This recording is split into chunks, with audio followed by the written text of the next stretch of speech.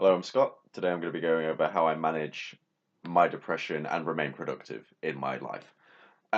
So I'm going to talk about two strategies that I use instead of everything that I've accumulated over the course of my life, because all the nuances and explaining those things contextually, um, is just going to make this video way too long, and I think it'd be more helpful if I break it down into simpler things.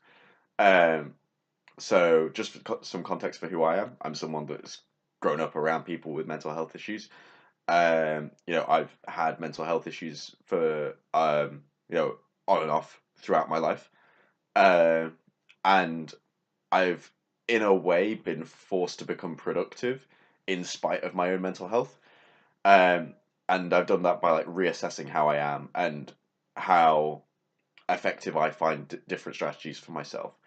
So I'm always seeing if there's a better way, that, or if there's an opportunity for me to become more successful or productive or add more value, to those around me, whether that's financially or socially. So strategy one is, effective planning leads to my eternal internal success. So I start this off as just a daily thing that I do, and I'll wake up and I'll ask myself how I'm feeling, and then I'll assess what I need to do that day. And if I feel overwhelmed or particularly depressed or not particularly functioning on that day, I'll scale back my goals, to make my progress sustainable. Um, so obviously this is a strategy that I employ when I'm feeling pretty crap, and gauging those things can be quite difficult. So it's on the mornings, where I think to myself, man, I just really wish I hadn't woken up today. I dial in my goals for that level of self hate and go, look, I'm not going to be a world beater today, but I am not going to sit on my arse and give myself a free pass and do nothing. But what I will do is I'll go for tasks that I find, give me immediate gratification. And this will be things like cleaning my room and meal planning. Um, and this focuses me. And at the very least, what I end up doing is improving the environment around me, that I spend a lot of time in, and that I've kind of banked on ensuring that I eat well. And then my physical health will be less likely to deteriorate, and it's easier to keep on top of my mental issues if I'm physically fit. Um, and keeping on top of the simple things, I'm able to produce a minor but a constant but minor positive effect on myself, which is really, really useful. Um, and I'm also a strong believer in treating the cause rather than the symptom. So if I'm feeling bad, um, you know, I look at why. So a lot of the times, the environment that I'm in, does get me down.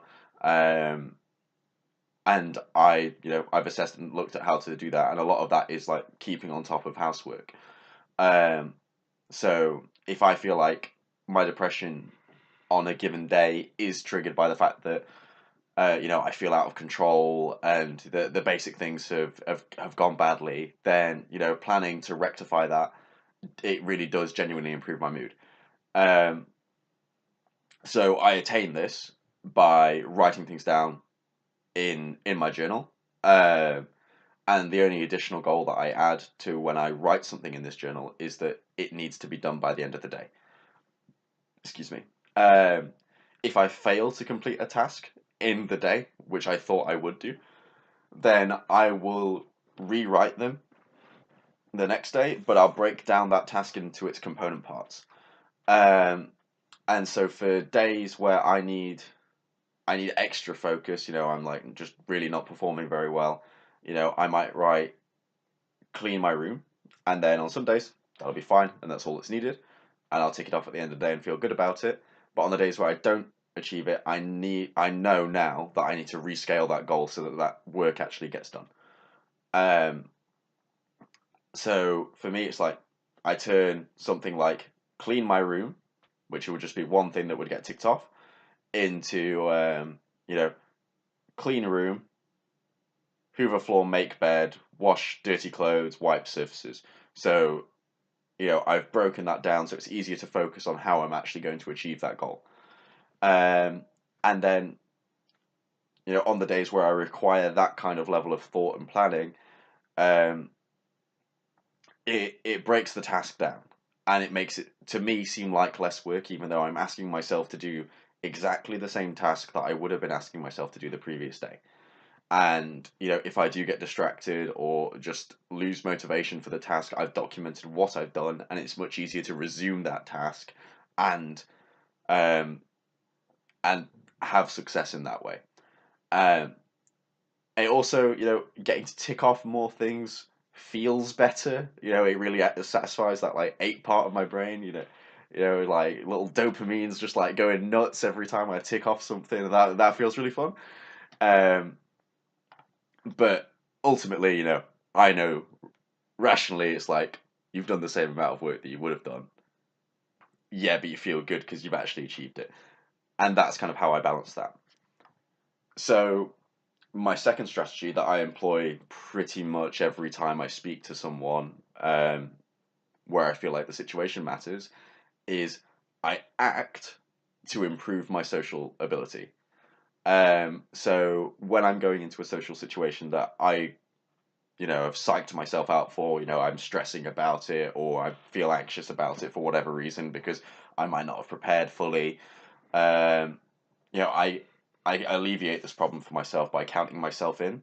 So in my brain, I'll go like 1, 2, 3, go. You got to do this, and then I don't even entertain the option that I might not do this. Um, so it'll be like, for an example, of how I apply this, would be, on one, I would tell myself what I need to do. So in one of my previous jobs, I would be, by my manager, I'd be asked to change what I was doing fairly frequently. So at one point, I might be just cleaning dishes, and I'd have ample time to just be alone with my thoughts and just focus on the task at hand. Which is like something that I can do and think at the same time. Um, but then, I would also be asked to, serve food and interact with customers. And then I'd need to switch into like the customer facing version of me to perform in that situation. So as I'm like walking away from the sink and like down the stairs, internally I'd be like customer like one, customer facing, smile. Um, and then I'd clear my voice, and so I'd be ready to talk at volume to people. Um, and that'd be step two. So I'd be like one and then two, and then finally, I'd look at the situation at hand as I'm going down. So I'm like looking at like how much food do we have, how many customers do we have, what's busy, and then I would find the way to utilize myself the best in that situation.